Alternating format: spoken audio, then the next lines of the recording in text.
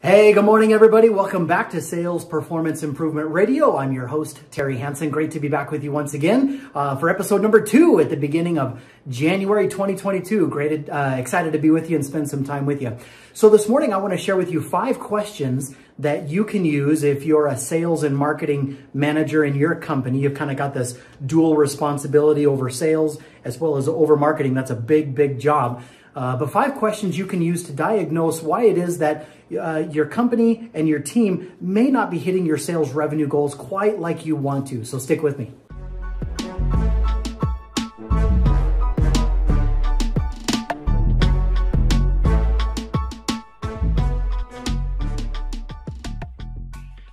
Okay, so I'm excited to spend a couple of minutes with you to share with you, as I mentioned, 5 questions that you can use to diagnose and really gain a better understanding of why you may not be hitting your sales revenue goals, but also what you can do about it. Let me tell you a quick story. Growing up here in Idaho Falls, Idaho, I remember when I was about 10 years old, my family moved from the east side of town over to the west side of town. And the house that we moved into, my next door neighbor, I was excited because the next door neighbor they had a kid. His name was Luke Tracy, and he was just 1 year younger than me, and we ended up becoming super fast friends. Well, Luke's dad happened to be a huge baseball fan, and I quickly came to learn that there was a team, a little league baseball team called the Red Sox, and Luke's dad was the coach of Red Sox. And so as Luke and I began to play and have fun and whatnot, baseball season came around and I tried out and I made the team by some sheer luck, right? Having no real baseball experience prior to. But made the team, and I remember in the practices, well, of course there was batting practice. We'd get up and Luke's dad would underhand pitch the balls right to us, and we would practice hitting. And I realized, I'm not very good at being a hitter. I tried to swing and tried to hit, and I kept swinging and missing and missing and missing, and I kept kind of striking out. And I felt like, I just need some more practice. So after practices, I got this idea that my younger brother, who was 3 years younger than me, Kevin, that he and I should go to the park and practice. And I would be the batter, he would be the pitcher. So we went to a local park called Terry's Park, and we went down into the park there, and I had I think a golf ball, I think a tennis ball, and maybe a baseball, whatever I could find, pine cones, whatever. And so I had a bat. Kevin had his couple balls to pitch there, and so we went down to the park, and he stood off quite a distance, and I queued up all ready to swing. I just wanted to get some good batting practice in, practice hitting the ball so I could do a better job. And good old Kevin, I was about 10 years old. He was 7 years old, just a little guy. And of course, he tried his best. So he winds up and he gives a good throw, and the ball, sails like way over my head. Terrible throw. And of course, me, I'm like swinging like a tomahawk trying to hit it. All right, that didn't work. So he throws another one. It's way off to the right-hand side. So I jump way forward and try to swing, and I miss it.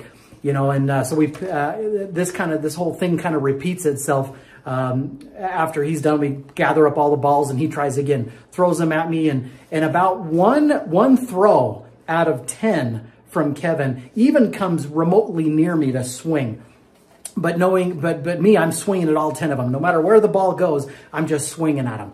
And of course, don't do a very good job at batting practice. Don't really hit maybe very many balls. They don't go anywhere. And so after about 30 minutes, I kind of get frustrated, and I say, I think we're done. Let's go home. And so we pack up and head home. And once we get home, Kevin goes off to watch some TV and play and do whatever else. And I kind of go to my room, and I'm kind of frustrated. My mom walks in, and she can tell that I'm kind of fuming a little bit. And she says, "What's wrong?" And I said, "Well, and I kind of explained the situation that we were at the park, and I'm trying to get some batting practice so I can do a better job at hitting, but I couldn't hit any of the balls." And she asked, why didn't you hit any? Why couldn't you hit any of the balls? And I said, well, Kevin was throwing these balls, and some were over here, and some were way over my head, and some didn't even reach to me. They hit the ground. And she made a comment that's kind of always stuck with me. She said, well, sounds like you just need a better pitcher. And for some reason, that kind of resonated in my mind that I really, at least in this situation, I didn't have a swinging or a batting problem. It was really more of a pitching problem.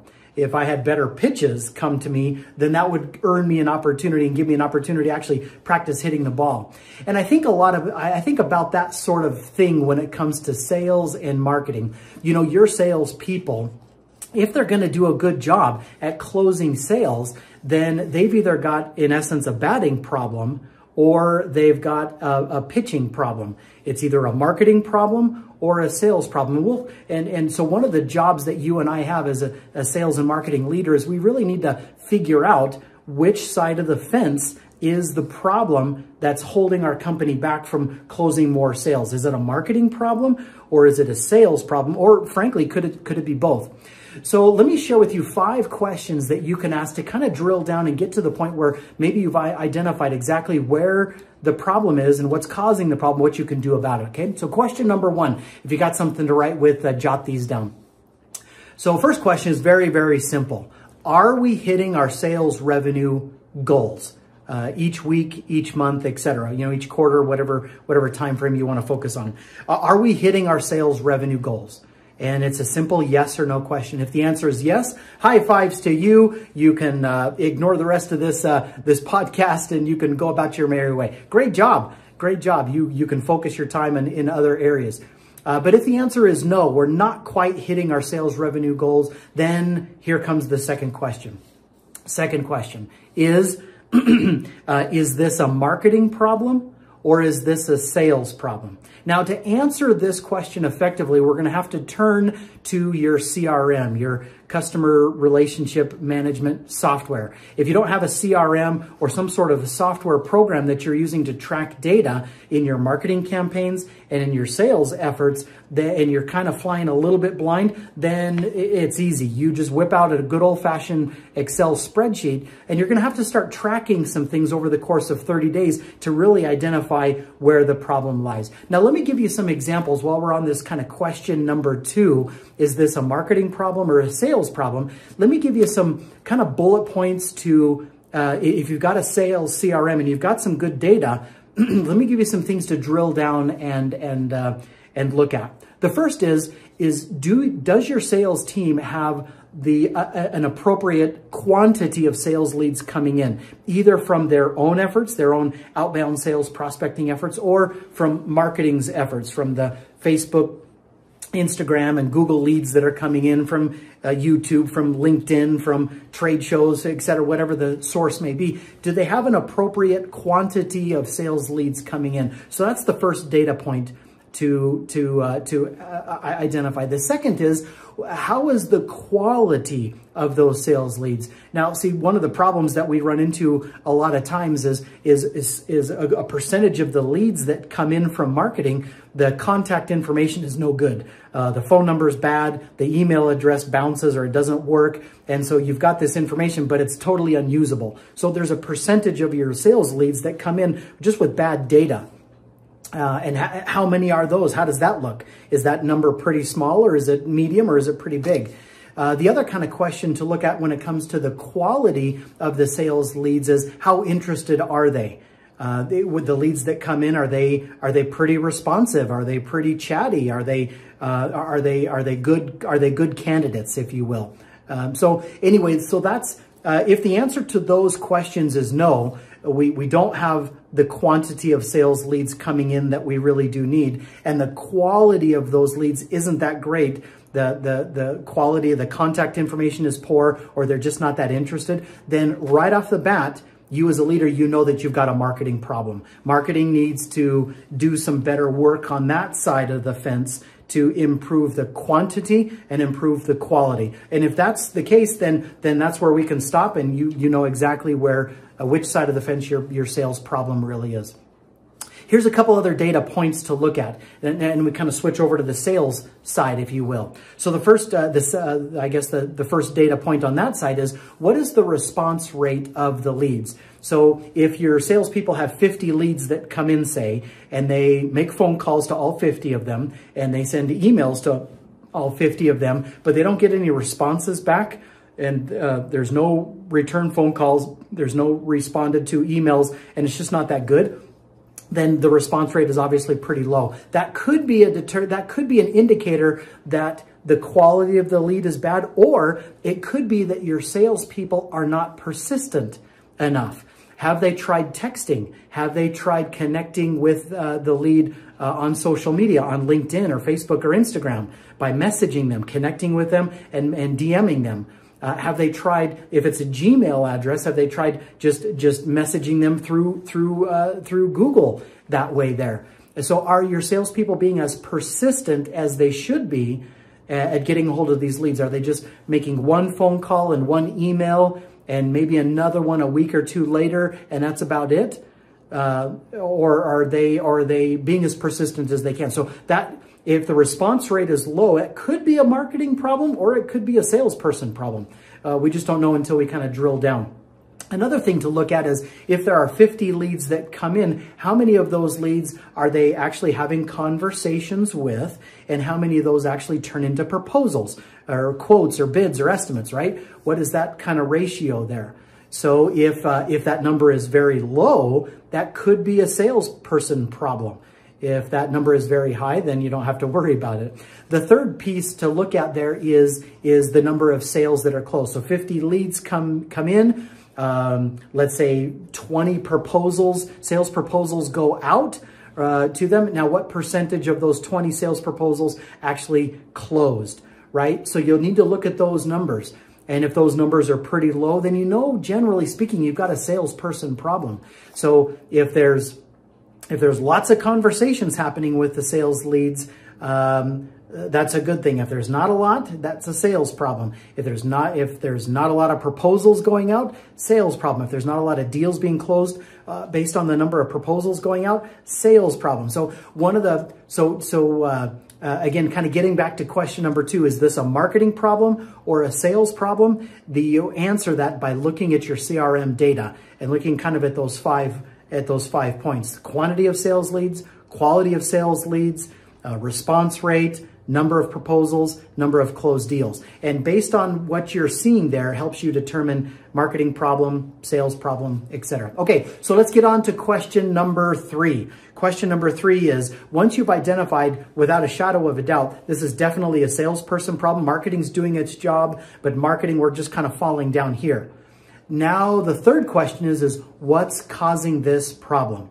What's causing this problem? So if you've identified a bottleneck in lots of leads are coming in, lots of conversations are happening, but not a lot of proposals are getting out, then you've got to ask the question, what's causing this problem?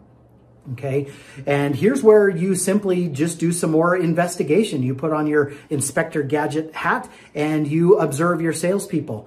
You watch what they're doing. You maybe take a couple of minutes and watch how they're selling, right? You interview them. You ask them questions. Tell me about this. Tell me about that. How come this? How come that?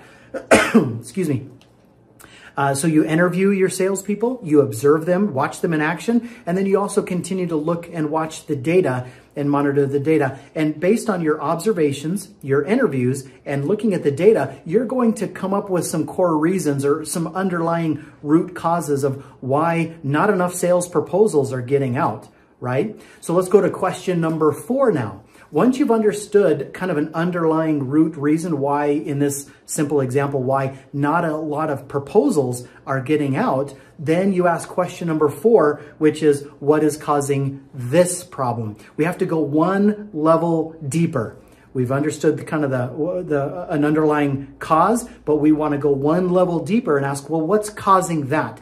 Is it because the salespeople are fumbling around with technology and they're not very good at putting proposals together? Is it because they're getting too many rejections and cold feet from prospects, before that? Is it because they give price and verbal quotes over the phone or in person, and there's no real need at that point in time to put a piece of paper together? Like, what's the underlying real root cause? So ask that question 2 times. What's causing it and what's causing that? Okay, so once you go 2 levels deep and you get down there, we're ready for our last question, our 5th and final question. And that is, what are at least 3 ideas or 3 solutions that you could put into play or implement to solve that underlying root cause problem? What are 3 possible solutions that you could use, that you could implement to solve that underlying root cause problem. So those are the 5 questions to think about to not only help you identify why are we not hitting our sales goals? Why are we not closing as many sales as we want? Why are we not hitting the revenue numbers that we want? Question number 1 is, are we hitting our sales revenue goals? Yes or no? Question number 2, is this a marketing problem or is it a sales problem? Question number 3 is, what's causing the problem?